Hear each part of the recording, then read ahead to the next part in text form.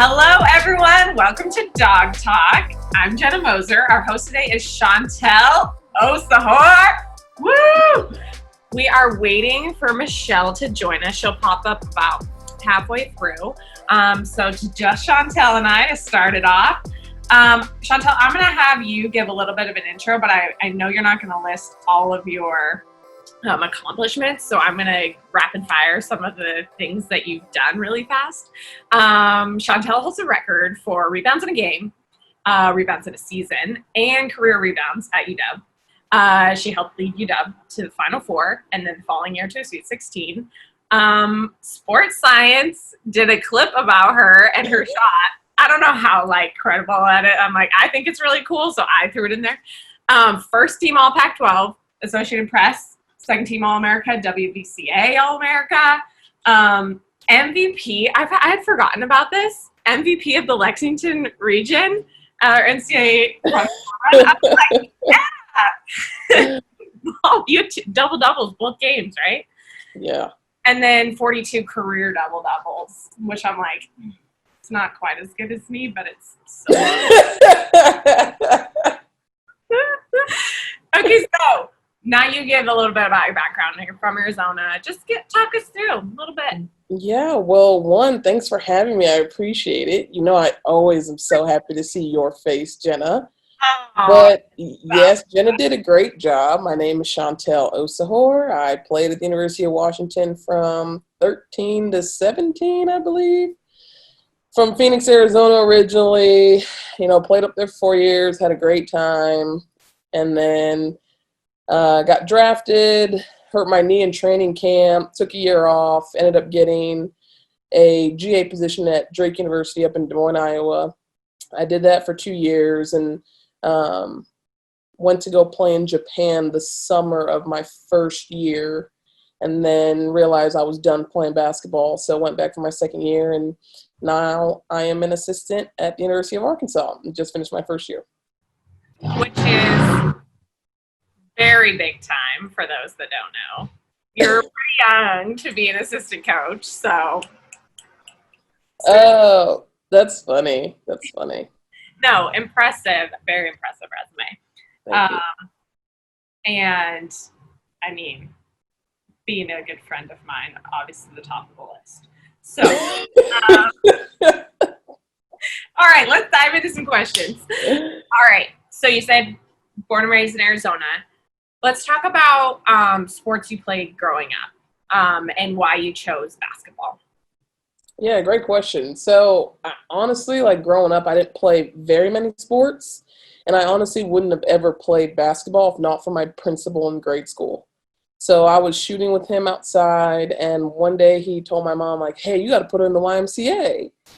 And then my mom did, and then, fast forward, I get seen by this guy that had an all-girls team because I played on all-boys teams. So we played them, and my team beat them, and he asked my mom after a game, hey, can she play on our team? And the rest is history there because I played with him since I was 8 years old and, played for him in high school as well. So long time with that guy. And so in high school, I actually threw in college or in high school. So what did I do? Shot put and discus. Yeah. So that's really honestly all I did. And I honestly loved it. But I was just, basketball was the sport for me. Love that. I didn't know that you threw, actually. That's you cool. Didn't? Really? I think we maybe did talk about it because I think when you had some shoulder injury, maybe, and you said that maybe you had overuse from. Okay, I think I'm remembering it. Thanks for refreshing my memory. All right, so you were playing with the same coach all through high school, and then when it comes time for you to decide where you're going to go to school, can you describe your recruiting process and why you ended up choosing UW of all places you could have gone? Yeah, so I'm not going to lie. I'm going to be honest with you. I wasn't highly recruited coming out of high school. I think my team in general wasn't. We always played really good teams and beat them, but we were always under the radar. So I didn't really get high major offers. Yeah. And, UW recruited me for quite some time and Coach Neighbors was my first phone call from UW, but I didn't really take them seriously. I just like, whatever, I didn't take it seriously at all, really, to be honest, Jenna. It was just like, whatever, wherever I go, I'll go wherever I go. Yeah. And then like my breakout summer was my last summer. And it was like, that's when everyone wanted to start calling me. And for some reason, like, I got really close to Adia who's, everyone knows Adia Barnes at Arizona. So who's done a remarkable job, by the way. And she was like a big part. I'm like, you know what? I'm super comfortable with her. I think I'm just going to go there, which I don't give that advice to people anymore because I obviously went to Washington for an assistant coach. But ended up working out. And, Coach McGuff, he called me because all right. Exactly. Yeah, a little bit. And, that's something that people, I don't know if they like realize is like our class, we committed to Coach McGuff to start because he was there. Right. And he called me up and he said, hey, like you have a scholarship. And I said, cool, I'll take it. Like literally my words. And he was just like, I want you to go back and think about it with your family. And it's like, I'll give you the weekend. So I called back Monday and I'm like, yeah, like I still want to come. So it ended up working out. Obviously there was like a tough transition there because he ends up going to Ohio State and we're all like, well, what do we do? What do I do personally? So obviously, I think Coach Neighbors did a great job of like re-recruiting our class and ended up working out because I don't think there's a coach in the country that would know how to play me like he did. So it ended up working out pretty well. Right. Really unique. Yeah. Right. That's something like you talk about having your breakout summer your last year. And that's what I feel like with the pandemic is kind of frustrating for the people who would have their breakout summer or have been this summer and this past spring. Like it's kind of tough to navigate through that. And right. It is. It really is. I feel it's unfortunate, but I just think this whole entire situation kind of gives us, helps us think a little bit, put things in perspective, realize like we're really blessed and things work out the way they're supposed to work out. Absolutely. Agreed. Hi, Michelle. Hi. How are you guys? Hi, Chantel. How are you? I'm hanging in there, man. Just moving parts all over the place. Yeah. How's Sorry, excuse my tardiness. How's everything been for you? How's your family doing during this whole pandemic? Yeah, thank you for asking. We're doing okay. We're lucky. We have a lake house over in Eastern Washington, so we've kind of just taken off and spent a lot of time over there just to kind of get out of town, Yeah. But yeah, we're running around now and things are crazy, and my daughter's turning 1 tomorrow, so we're trying to like plan like birthday stuff. That's so cute. Yeah, it's just madness. But how are you doing? I missed the whole intro, but you doing okay? I'm doing good. I'm just trying to stay busy. It's just crazy how much time you realize you have on your hands. So the day can go by pretty fast. And you're like, what have I done today? Yeah, exactly. Are you guys back are you back in the office? And we are. Yeah, I'm in the office right now. So we've been back for about 3 weeks now. So okay. Yeah. Wow. We haven't mentioned a ton in this interview, Michelle. I've just been listing her accomplishments for about 15 minutes, and we're not done. But no, I'm playing. Don't let me stop. There's so many to talk about. So yeah, no. Just finished explaining her recruiting process and choosing UW. Cool. And so we're moving on to her oh shoot moment, as we like to. Chantel, do you remember a moment when you came to UW that you realized you're like, oh shoot, I'm not in high school anymore? I wouldn't say it was anything like on the court. Right. Maybe just like the conditioning part, the pace of the game, maybe. But things slowed down for me pretty quick. I think I would just say it was mainly like juggling my time in terms of like, oh crap, I have to go from class to a workout to weights to find, like, how do I find food during all this? Yeah. And that was the hardest part because high school was that wasn't like that. So I would definitely say that was the hardest part. Yeah, that's a really great point. And in high school, you're like, okay, I know when the bell rings to go to my next class, and I know where to go. we're at the cafeteria, and then you get Cheetos, and you're like, I have to walk up the hill to get food. You're like, but I just had weights. My legs were tired. Exactly. That's so funny. Yeah, like you definitely you have so much freedom, and you're like, oh my God, wait, mom's not here. Like, cool, like sweet, all right. Like, no, that's awesome. What about like transitioning a little bit into some of the games you played in and whatnot? What are some of your favorite games that you played in, Chantel? Oh wow. I There think was a lot. yeah, I know. Every game for sure. That 2016 run to the Final Four, I would definitely say. Just because, and it wasn't even about like me individually. Our team, we were having so much fun playing together and just competing and beating those teams like at their houses. It was really an interesting and unique situation. So if I had to go somewhere, those were probably the most fun. That was really fun. I'm gonna name one of my favorite memories of that span of time. Probably remember this because it was you that did it, but we were playing Maryland. Yeah. There was probably like 30 seconds left and you're at the free throw line and you made first free throw and then you went like this. I did. It was just like how much fun that whole span was. Like it was fun. I just remember that specifically. We were like, oh yeah. I mean, there were 30 seconds left. We're like, oh, it's over. We were up by like 10. I just remember that was so great because we were like, yep, doing it. Wasn't that the same game that I thought I broke my nose? I swear I got knocked out. You maybe had a little bit of damage up there.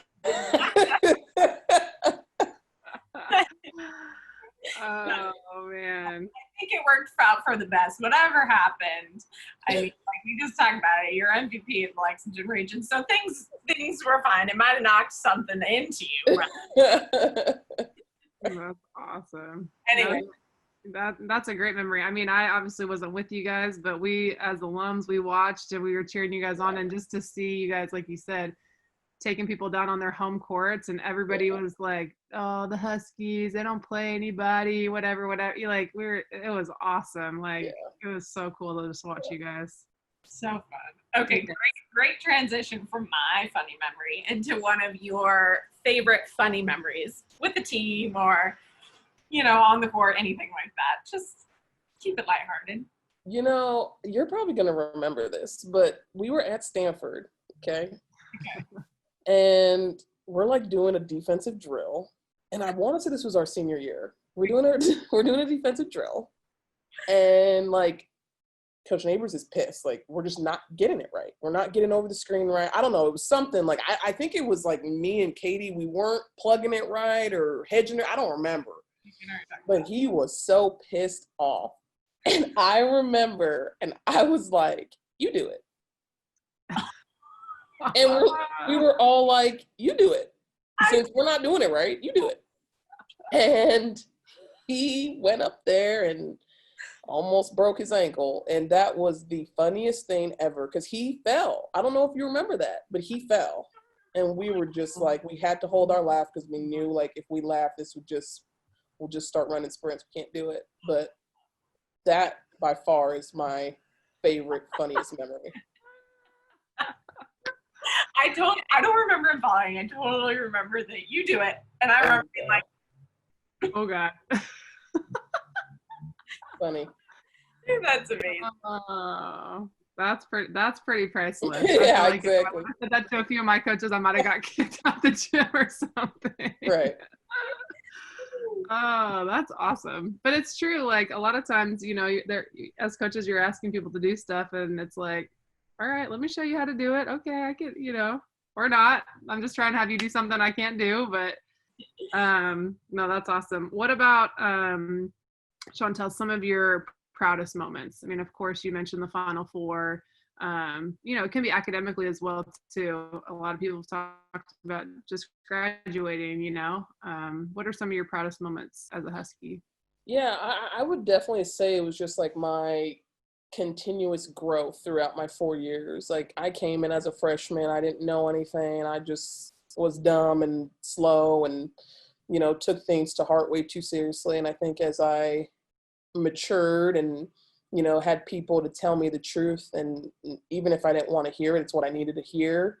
I would definitely say, because that's really helped me even like develop now as a coach, and all that I am is definitely my continuous growth, because it was hard. I had as fun as it was tough. Yeah. So having people there to just challenge me and accept me for who I am, but help me grow is definitely, I think, one of the biggest accomplishments. Yeah. Do you feel like it to date, it's probably been the toughest thing you've done in your life, is being a college athlete? Yeah, I would say that. Obviously I haven't been out for very long. So yeah, definitely. There'll be stuff ahead for sure. But for now, yeah, those 4 years were some of the best and worst, and if you have to say it like that. Yeah. Yeah. I think, that's something that we talk a lot about with, our current players, but obviously recruits too, that, when you're going to sign up to do it, it's the most rewarding thing probably in your young life. But it's the most challenging thing, it's really going to test you, like, and if you can persevere through and you can push through, then you can kind of do anything really, so. Right. That's Absolutely. great. Good to hear. I think it's a good point too with like the continuous learning, because it's kind of 4 years or 5 years, however long you're in college, of discomfort, and it's so easy to try and find comfort and be like, just stay stationary, and that's where the comfort is if you're not getting better, not taking criticism, so it's so like, you make a great point where it's like, you should definitely be proud if you can make it through that and come out better. Yeah. As I'm making it very serious, now I always try and make it back to something a little more funny. Worst conditioning session. Talk to us about that. I know you spent, with your knees and stuff, you spent a lot of time on the Airdyne. Yeah, I was always on the Airdyne. There was, I would say the worst one, it may have been us coming back our junior year, and we had like conditioning, and it was months. Like I didn't do anything, jack, squat, and we came back and we had to do conditioning tests. And I don't care what anybody says, the Airdyne is hard. Oh, like, it's really, horrible. really hard. It's horrible. 3 miles on the Airdyne, is that what you did instead of the beep test? Correct. So we had to go like, it was literally all out for like 4 minutes, and we had like 4 sets of that. I mean, all out 100%. It wasn't like 70, 80. It was 100. Right. And I could not feel my body for like 2 weeks. It was so bad. I was just like, Lauren, what did you just do to me? It was the worst experience of my life. And it was my fault, because I'm telling you, I went home for the summer. I didn't do jack squat. No, seriously, that's like lungs bleeding. Yeah. Like, the power output for that thing? No, that's real. So, I know we used to say that, like, people think it's like not like great to be injured, but like, oh, they don't have to do conditioning because they're injured or whatever. Like, no, bro, like that's the Airdyne, the Versa climber, like that's like people will be throwing up on the side, like exactly. You would way rather right than your for sure. Right. Or sometimes if you had leg stuff, they just have you the Airdyne just all arms. Did you ever do that? Just all arm? That's the worst. It is. Oh man. Scarring memories. Oh man, I hate conditioning. I just, even when I think about it, or you hear like on the line, like you just get like a knot in your stomach, Lynch on the line. Oh. Yeah, exactly. All right, Chantel, let's talk about, I know you talked a little bit about why you chose basketball kind of growing up and stuff. Touch on maybe like some of your biggest inspirations and sort of what got you going, and maybe your biggest inspirations now. And it can be in life too. Yeah, that's a good question. I would say when it comes to basketball, like I really didn't know much about like going to college on a scholarship. I didn't know much of that. And then when I did, I kind of took it more seriously, and I started going to Phoenix Mercury games since I was, up there in Arizona. So, watching players like Candace Dupree and Diana Taurasi, those type of people, I was just like, oh, wow, like those kind of people were my inspirations, I guess, from a basketball standpoint. From a life standpoint, obviously, I would say my mom, just the sacrifices she's made, her and my dad, for me to get where I am today is just can never repay. Yeah. And then I think I have to say it, just I was so blessed with the coaches that I had in college, and I talk to them literally almost every day. And people like Morgan Valley, who's at Hartford, like has had more impact on my life in the last 4 or 5 years. And then you have people like Adia Barnes, who is literally family to me. So having those people, and especially like women, it's been such a blessing, and they've definitely been inspirations for me for a while. Yeah, absolutely. Yeah, I love that. Especially like you said, I mean, nothing against guys, but having women that you can really look up to in our profession. And it's women's basketball at the end of the day, you know, and it's great to have and see people like Adia and Morgan in head coaching positions, right. You know, successful, and like you said, kind of paving the way, you know, for people like us. So right. I think that's awesome. Right. Yeah. Having good people. Yeah. Agreed. Okay. Next question is about your leadership style. It's just, I think, an interesting one for you to phase from how you led through college versus now. If you feel like it's changed, if you feel like maybe you're more vocal now, like how do you think about your leadership style over the years? Yeah, obviously I wasn't not a leader my first couple years for sure. Just the way I was raised, it was always like, put your head down, listen to your elders. So I feel like I came in, wanted to just soak up from, you know, Jazz and Amina and Talia when they were there. And then I think as my voice kind of evolved and my game evolved, it gave me a voice to speak. So definitely a big transition from freshman, sophomore, and even junior year to senior year. I think I was way more vocal my senior year. Could have been better because sometimes when I got vocal, I was not the nicest. So I think that has also transitioned.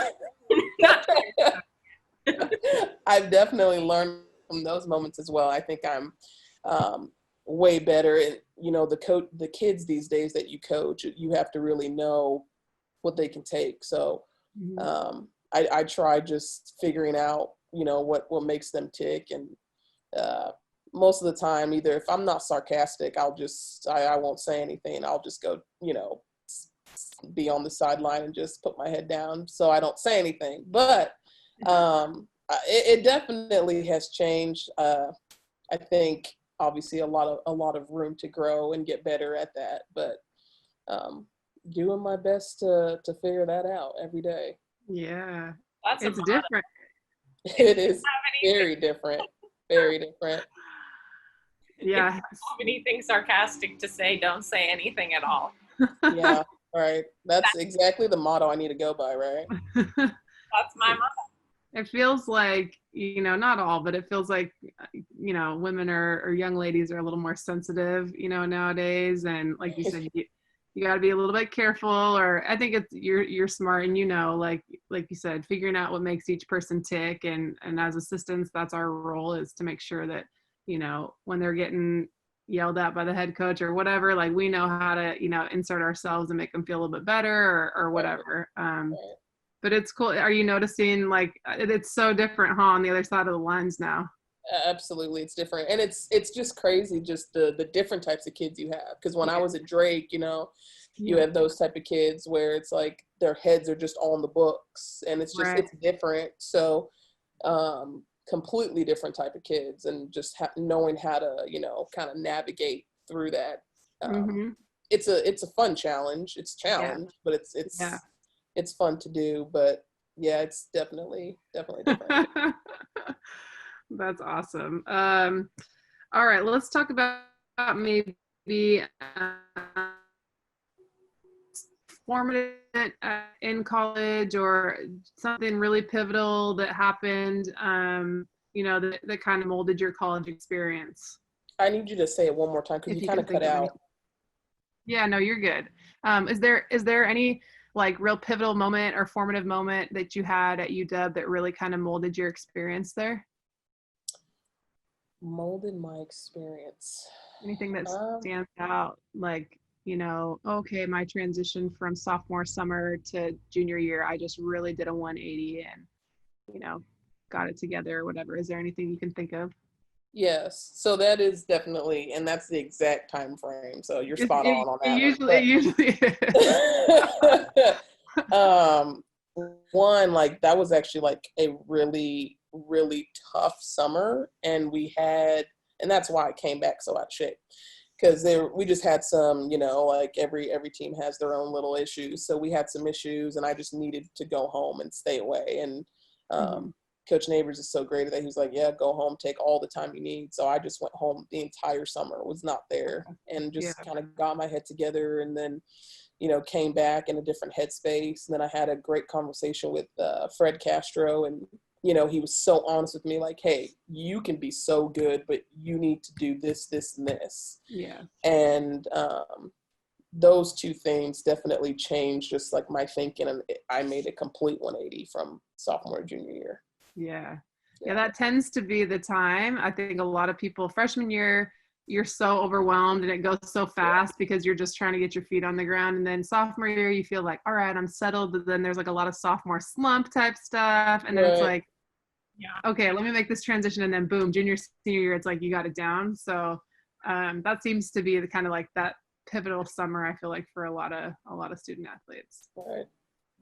Yeah, that's great. And now we've developed her into an incredible leader. Amazing. Us and Fred Castro. I'm kidding. Okay. What advice do you have for people who are currently playing at the UW about taking advantage of resources here, just enjoying their career, what years they have left, anything like that? Yeah. Definitely taking advantage of the resources. One thing that I like to tell those kids and all kids in college, if you can study abroad, study abroad. If your coach is going to allow you to do that, do that.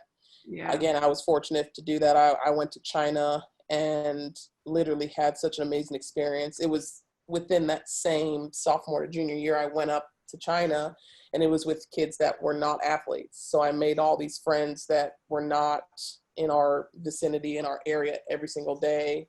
And that was so crucial and helpful for my own personal development, mentally, emotionally, all of it. So, and I didn't have to pay for it. So again, resources. If the kids can do that, absolutely, I would say that is the number one thing I would say. Yeah. Love that. Did you go with Purple Passport, Chantel? That's a good question. I don't know. Okay. I don't think so. That doesn't sound familiar. I don't know if it was around yet, or we might not have called it that. Yeah, that doesn't sound familiar. Okay. With student athletes, you probably was just through, because it wasn't through your major. See? No, it wasn't actually. I don't even know. I don't even remember how I got it. Because I remember I wanted to go to Tahiti, but then it didn't work out. Oh yeah, because Hannah and Lex had got it. So yeah. Okay, right. So it's coming back. So like, let the trees get coconuts and stuff. Yeah. So I wanted to go, it didn't work out, and then like I saw the China one, and I'm like, might as well just try it, and then I got it. Yeah. Best thing ever. That's awesome. I know one of our kids, Lexi Grigsby, went to Cambodia last year, and she awesome. And they built a court, and it was, like scorching hot and just crazy. But she's like, it was an incredible experience. And same thing, like went with just other student athletes that she didn't know. And now they have this little, bond. And I think it's, like you said, if you can do that, that's a phenomenal experience. Yeah, absolutely. Wow. Very cool. Well, I think going into that a little bit, how do you feel in general UW prepared you for life? I mean, obviously you're coaching now, you're kind of paying it back, but how do you feel like, your time at UW really helped you kind of get to where you are now? Yeah, I think it was the relationships I built. I think UW is such a family atmosphere. I know a lot of people say that, but I can't begin to tell you how many donors and different people that I'm still in contact with over there, just because they genuinely care about, the student athletes at the University of Washington. So having those relationships and being able to always talk to them and get some advice, and just that feeling of knowing that they care is pretty priceless. So definitely the people, I would say. Yeah, I would agree 100%. I mean, I'm with you. I've kept in touch with people, and I played, well over 10 years ago, and they just love women's basketball. They're diehard for us, and that's one thing that we try to tell our kids now, and then obviously recruits and stuff too. Like it's a different experience, and you don't really know it until you get there. But UW is really a tight knit family for sure. So good. That's very. Glad you feel that too. That's good. Okay, one final question before we let you go. What advice do you have for girls who are incoming freshmen this year? So people who are just beginning their journey in Seattle at UW. Yeah. How many do you guys have coming in, by the way? We have 3. 3 freshmen and then a transfer. Yeah. Are they all in now already, or are they still home? They are here. The freshmen are quarantining right now, and they start workouts Monday. And then our transfer, unfortunately, just had hip surgery, so she's out for a little bit. But she'll be coming to campus, I think, in August, I want to say. Yeah, but the freshmen start Monday for their first workout. Wow, that should be fun. So, yeah. Yeah, I mean, I would tell all those kids to really just enjoy it, take it day by day, be present. I think this pandemic can help them and put that in perspective, that nothing is promised, and to have the ability to play the game you love and be around and surrounded by great people doesn't come very often for a lot of people. So just to enjoy the moments.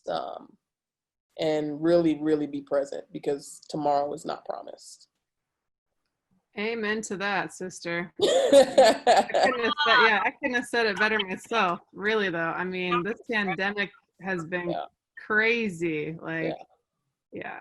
Crazy.